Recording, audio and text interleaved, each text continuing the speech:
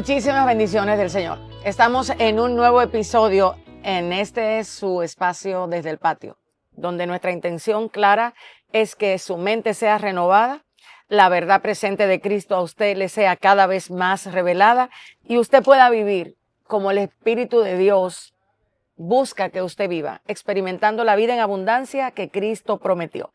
Así que aprovecho para darle gracias a todos ustedes por sus constantes palabras de apoyo, de aliento. Algunos me dicen, no le baje, pastora. Otros me dicen tantas cosas bonitas. En verdad les agradezco mucho porque sí es muchas veces agotador. Es agotador, pero es remunerador. El poder acercarnos a usted a través de nuestros medios, las personas que trabajan en todo lo que nosotros hacemos, al final ver a alguien decirnos, la palabra nos iluminó, la palabra nos está transformando, Cristo se está haciendo verdad cada vez más. Ya para nosotros eso es una gran obra de gracia. Aprovecho para decirles a ustedes que recién comienzan a conectarse hoy, que si pueden compartir con otros, pueden darle likes. Eso nos está ayudando bastante. Pienso que nuestro canal, desde que comenzamos ya constantemente a trabajar en él, ha ido creciendo y de una manera muy orgánica. Yo le doy gracias a Dios primero y luego a ustedes. Me gusta lo orgánico, porque sé que muchas veces nosotros podemos hacer más de lo que debemos y eso es tan peligroso como no hacer lo que debemos. Así que vamos a comenzar en este episodio de hoy con las verdaderas armas de Satanás en contra tuya y mía. Y vamos a ubicar nuestro escenario en algo que vivió el apóstol Pablo, para poder detenernos un poco a entender por qué Pablo, con tanta sabiduría, nos dijo, no quiero que ustedes ignoren. Vamos a leer el contexto. Estoy en 2 Corintios, capítulo 2, verso 5 en adelante. El apóstol Pablo comienza diciendo, no exagero cuando digo que el hombre que causó todos los problemas los lastimó más a todos ustedes que a mí. La mayoría de ustedes se le opusieron y eso ya fue suficiente castigo. No obstante, ahora es tiempo de perdonarlo y consolarlo. Perdonarlo y consolarlo. De otro modo, podría ser vencido por el desaliento. ¡Wow! Así que ahora les ruego que reafirmen su amor por él.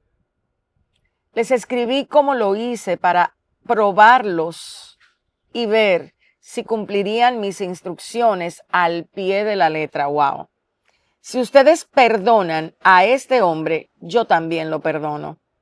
Cuando yo perdono al que necesita ser perdonado, lo hago con la autoridad de Cristo, en beneficio de ustedes, para que Satanás no se aproveche de nosotros, pues ya conocemos sus maquinaciones malignas. ¡Wow! El Señor se aprovecha. ¿Y cómo se aprovecha? Vamos a analizarlo. Vamos a leer en la versión Reina Valera, versión 60, desde el verso 5.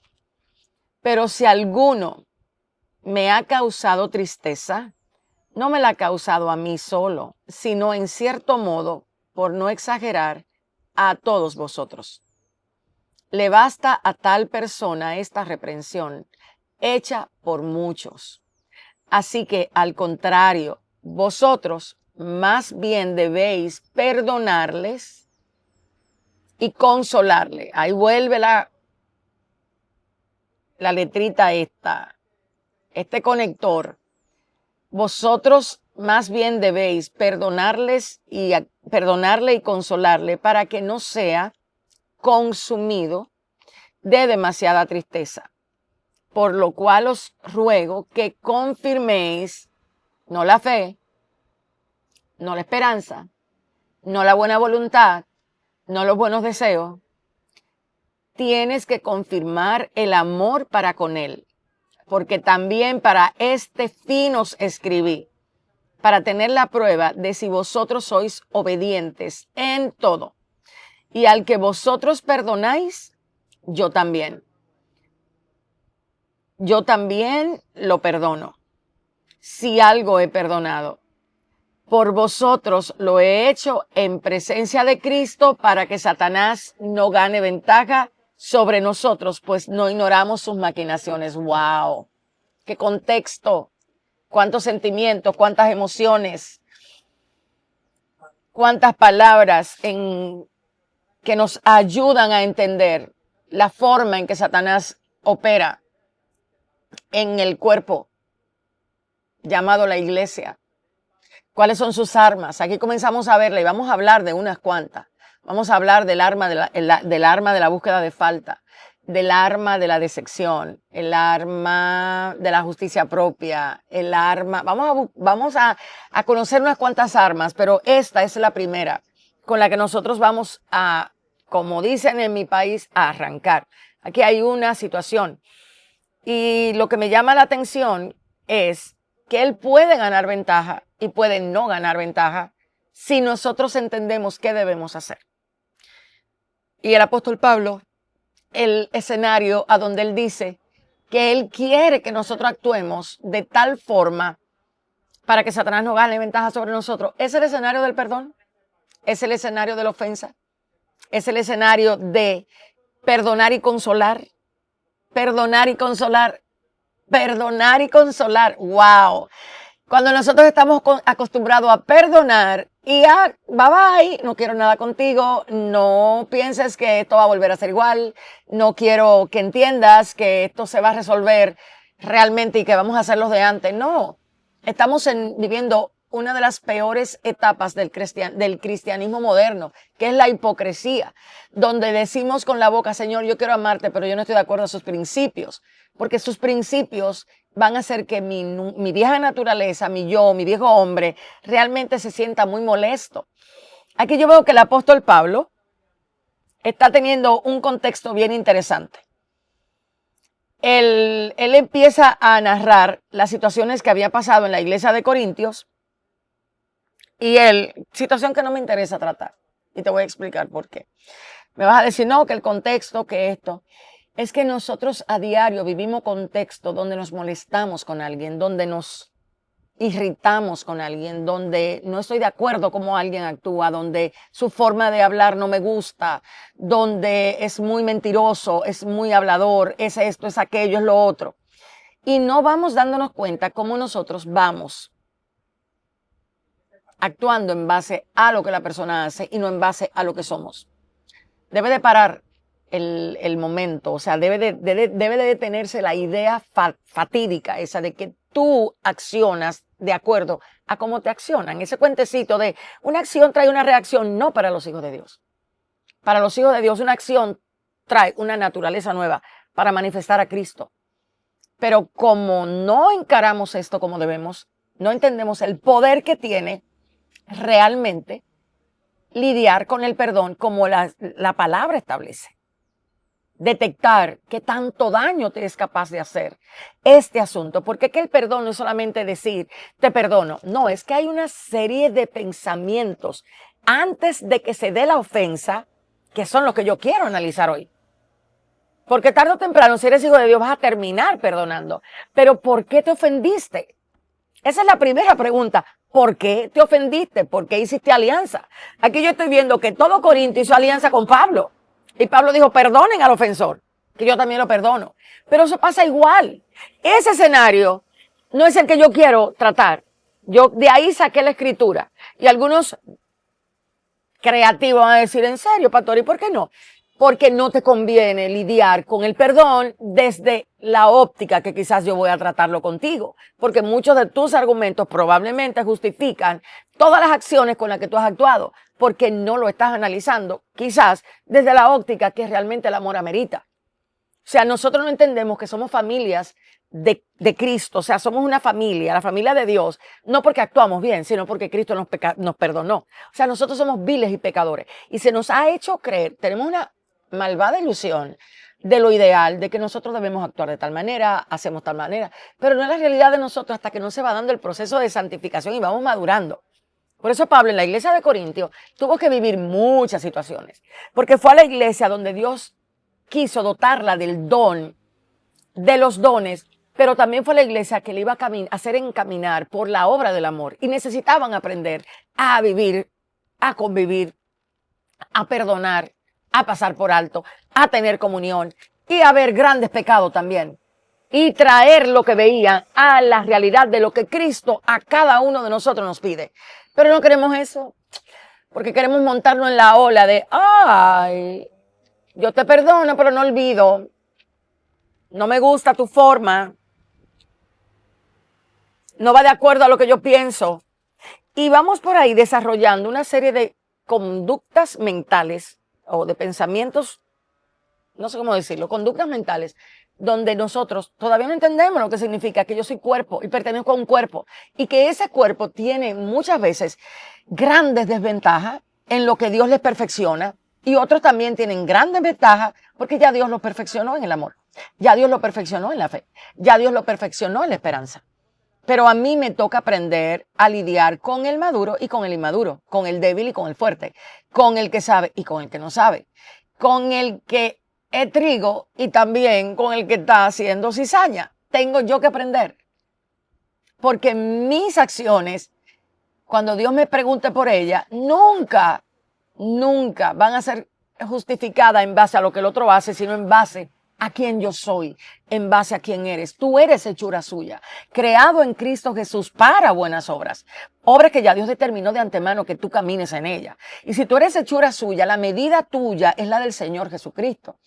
¿Qué pasa con nosotros? Que nos entretenemos más y nos distraemos más que lo que debemos estar meditando en su palabra, reflexionando en su palabra. Por eso muchas veces no sabemos actuar como su palabra nos manda. Porque hemos pasado grandes tiempos ejercitándonos en brincar y en saltar y no en conocer lo que la Biblia dice, que es el patrón de pensamiento de los hijos a quien Dios sacó de tiniebla a luz para que vivan de acuerdo a Cristo. Entonces, el apóstol Pablo tuvo que vivir muchas experiencias, muchas decepciones, muchas locuras en la iglesia de Corintios. Y seguía siendo la iglesia de Corintios. ¿Y usted sabe cómo él la veía? Él no la veía a través de las acciones, él la veía a través de la gracia. ¿Cuál es el problema de nosotros? Que nosotros vemos al pecador, al que nos faltó, al que nos agravió, al que nos timó, al que nos maltrató, al que nos No lo vemos desde la obra de gracia. Lo vemos desde lo que ellos deben hacer. Y hay una gran diferencia. Pablo no osó en equivocarse. Ustedes saben por qué él no se equivocó con ellos, porque Pablo lo vio desde el poder de la gracia de Dios obrando en ellos. Y es bien interesante que nosotros entendamos que Dios a ellos primero lo capacitó de los dones, pero la vida en el Espíritu le tocaba muchos años trabajarla. Y tuvieron que aprender de dura forma a trabajar la vida en el Espíritu. Y tuvieron que pasar por grandes ofensas, grandes molestias, grandes disturbios, grandes pecados. Y esa interacción, ese filo con filo, esas reuniones de comunión a donde a veces salía un grupo borracho y Pablo tuvo que venir y corregirlo, se estaba estableciendo el orden de Dios de la manera correcta. Pero no pretendas establecer el orden de Dios de la manera correcta si tú no sabes lo que es practicar el amor. Porque el orden de Dios en la vida de alguien, el de la vida de alguien no se establece por lo que debe hacer, sino por la medida de amor que Cristo a él le ha otorgado. Es la única manera en que una persona que realmente ha caído, ha pecado, se ha comportado mal, va a poder manejar en su interior las cosas como debe manejarlas. Porque muchos de nosotros utilizamos los escenarios como estos para nosotros sacar todo lo que tenemos. Y a veces no es florecita que nosotros damos, ¿no? A veces lo que damos es puro veneno, disfrazado de canciones. Pero es puro veneno lo que tiramos. A mí me maravilla ver personas como dicen, no, yo amo al Señor. Y después que se pasan el proceso de divorcio, aborrecen a sus mujeres. Las maltratan. O sea, me da temor ver cómo usted no conoce los principios que rigen la vida de Cristo. Ese por ponerte uno de los ejemplos últimos que yo tuve que vivir. O sea, un hombre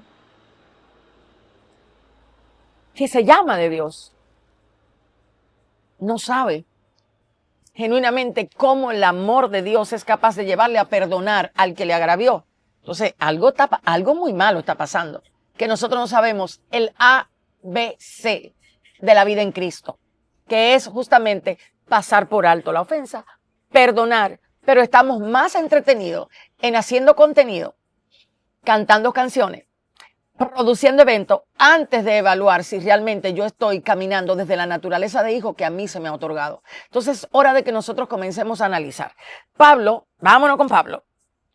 Pablo parece que sabía el temita del alma esta, de las expectativas, de las exigencias, de lo que debe ser, de lo que es digno y de todo eso. Y Pablo le dice, sí, pero mira, en Efesios 4, 26, 27 dice, tú te airas, está bien, pero no peques. Y peor, resuélvelo antes que el sol caiga. No dejes que se ponga. No me interesan los argumentos tuyos ni míos que violentan esta verdad. Hay miles de razones por qué violentar lo que Dios dice. Hay miles de razones por qué yo no resolver el enojo que tengo con mi hermano. Miles y una. Pero al Espíritu de Dios no le interesa ninguna. Al Espíritu de Dios lo que le interesa es que tú seas humildes y que tú vayas y decidas antes que caiga el sol resolver tu diferencia con tu hermano. Ah, no, pero tú vas a justificar. No, es un malvado, es un impío. Bueno, el que sea lo que él es no justifica que el enojo esté en ti.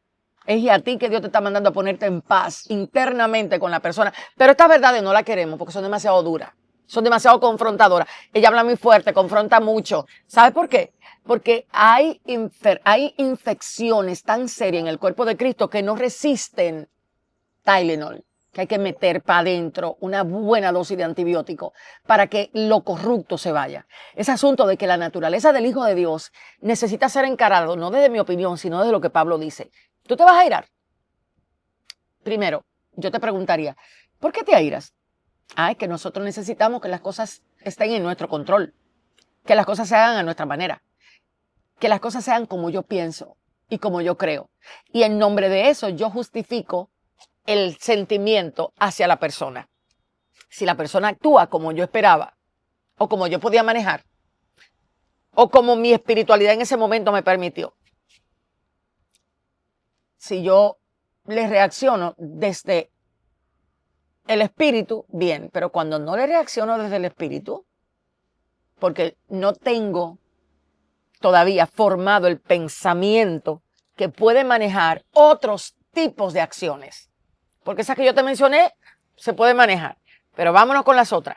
Me entero que me murmuró, me entero que me calumnió. Ya te tocó el yo.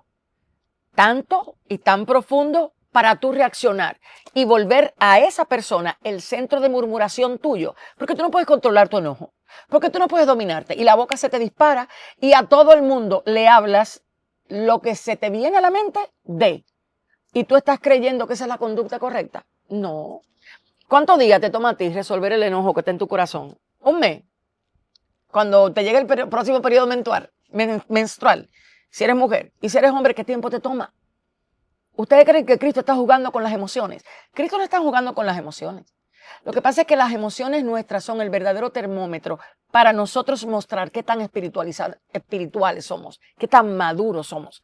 Y muchos de nosotros no encaramos las acciones de nuestras emociones porque no hemos puesto la idealización de que somos buenos hijos de Dios porque hacemos ciertas cositas que encajan para el patrón religioso del momento, pero nunca para la vida en el Espíritu, nunca para la vida de Cristo en nosotros.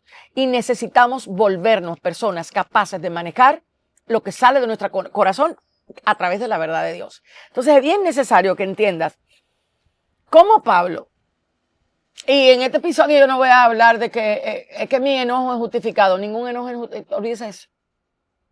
Moldeamiento al mundo. O sea, el único enojo justificable es el pecado contra Dios, no contra ti ni contra tu yo, contra Dios. Y si Cristo al final tuvo misericordia, entonces es necesario que seas real, no ideal. No quiero que seas ideal en este momento, quiero que realmente seas real. El real es con el que tienes que lidiar. El real es el que habla de ti. El real es el que manifiesta la verdad que a veces las palabras quieren ocultar, que a veces el ministerio quiere ocultar, que a veces, y digo a veces, porque todos nosotros sabemos de estas prácticas. Entonces, él te dice, aírate, pero antes que el sol caiga, como estoy yo acá, resuelve el problema. ¿Y qué es? No des lugar al diablo a que se ponga sobre tu enojo. Wow, mira, no se ponga, airaos pero no pequéis. No se ponga el sol sobre vuestro enojo, ni deis lugar al diablo. Wow. Pablo es una maravilla, era una maravilla. Ustedes saben por qué él le habló de el sol, porque todos sabemos que el sol cae en la tarde.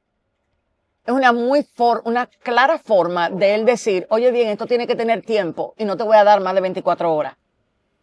No importa la hora del día que haya sucedido, no te voy a dar más de 24 horas para resolver tu problema de orgullo. Porque ¿sabes por qué nos mantenemos en enojo? Porque somos orgullosos.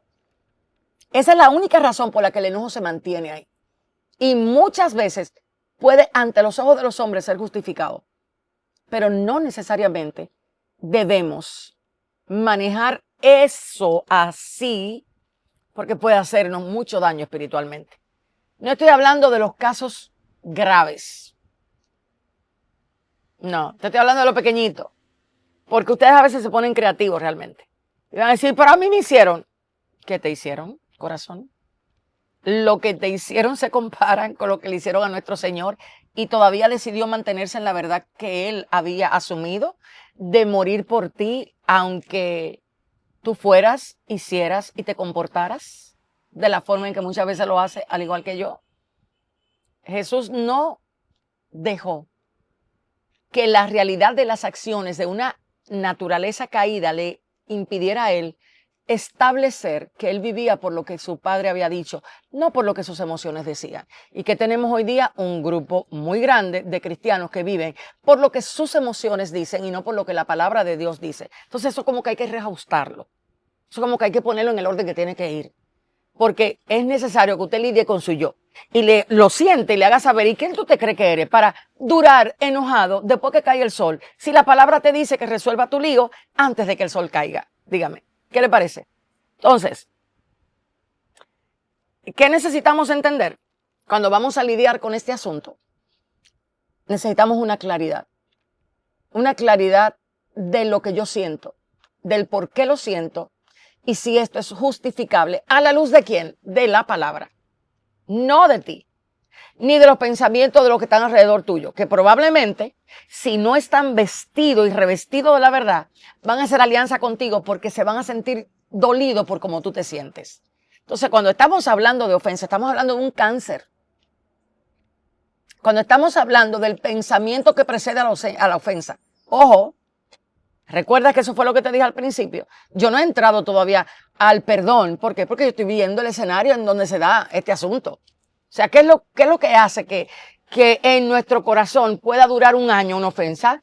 Pueda durar 6 meses una ofensa. Pueda durar 3 meses una ofensa. Pueda durar 2 días una ofensa. ¿Qué es lo que hace? Eso. ¿Usted sabe qué es lo que hace eso? La naturaleza adámica gobernando. La naturaleza humana. La naturaleza carnal, con la que vamos el domingo a danzar y a decir, te amo Dios, tu amor. Ah, no, pero el enojo no lo quiero lidiar. Las frustraciones, tampoco. Las emociones, más o menos, porque no soy tan fanática como quieren que yo sea, ¿no? Las emociones son tu termómetro para saber qué es lo que hay que ajustar. Cuando las emociones están llenas de miedo, ¿qué es lo que dice el termómetro? Necesito ajustar quién es Dios en mi vida, su soberanía, su poder sobre los tiempos. Lo que Él me ha dicho a mí en Efesios 2, 8, 9 y 10. ¿Entiendes? Cuando el termómetro dice que yo estoy muy airada y molesta, ¿qué es lo que me está diciendo el termómetro? Uy, tienes que ajustar tu percepción de ti mismo. Porque probablemente estás manejando unos niveles de orgullo que nunca te lo imaginaste, pero te lo tengo que decir. Porque Dios determinó que hoy fuera que yo hablara de este asunto. Y quizás otra gente te ha dicho, tú eres orgulloso y no quieres lidiar con eso. No, yo no soy orgulloso, no, ¿y qué eres? Para vivir fuera de lo que la palabra del Señor te establece por mucho tiempo. Eso se llama orgullo. Eso es pretensión, eso es altivez. Porque nosotros creemos que nuestra opinión es más valiosa que la que Dios dice. O sea, ¿cómo me justificas un enojo con alguien a quien Cristo también perdonó? Más del tiempo que se te da, que son desde cuando sale el sol hasta cuando cae. Fuera de ahí lo tienes que resolver.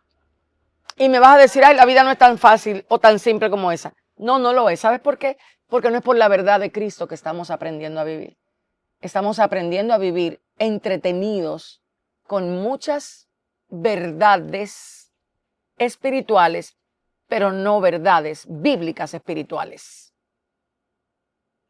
Y no es lo mismo. Entonces hay que volver a lo que la palabra de Dios establece. Es necesario que volvamos a lo que la palabra dice para que Satanás no gane ventaja alguna sobre nosotros. Entonces, ¿cuál es el escenario?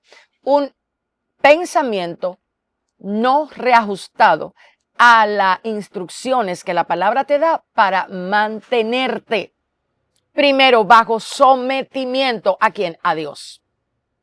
Porque no vas a poder resolver el enojo solo cuando la situación se resuelve. Tienes que resolverlo antes de que ya Satanás haya ganado ventaja. Y tienes que encarar eso. Es necesario que encares cuántas de las armas de Satanás conoces. Porque éstas ganan ventaja sobre tu vida. ¿Y sabe lo que quiere decir eso? Que el proceso de madurez se detiene. Que el dolor se convierte en sufrimiento.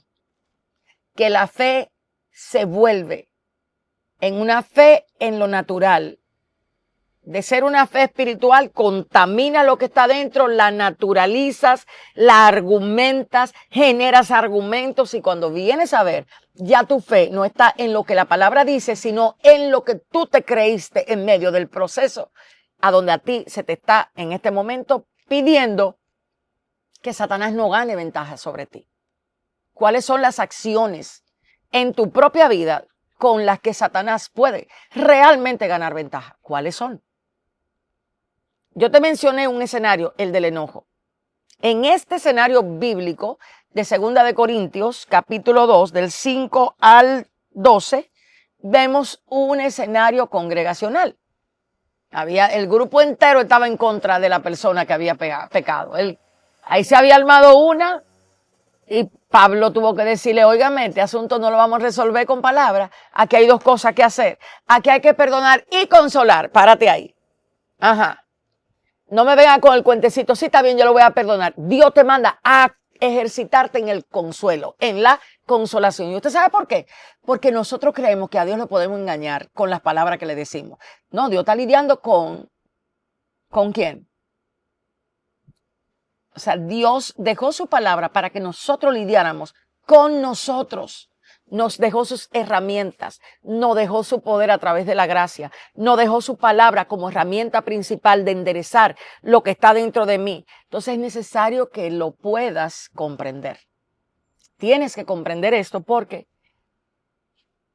en el momento donde estamos, la sociedad ya ha plagado la forma de pensamiento de muchos en la iglesia. Por lo que pensar como Cristo es para nosotros obligatorio.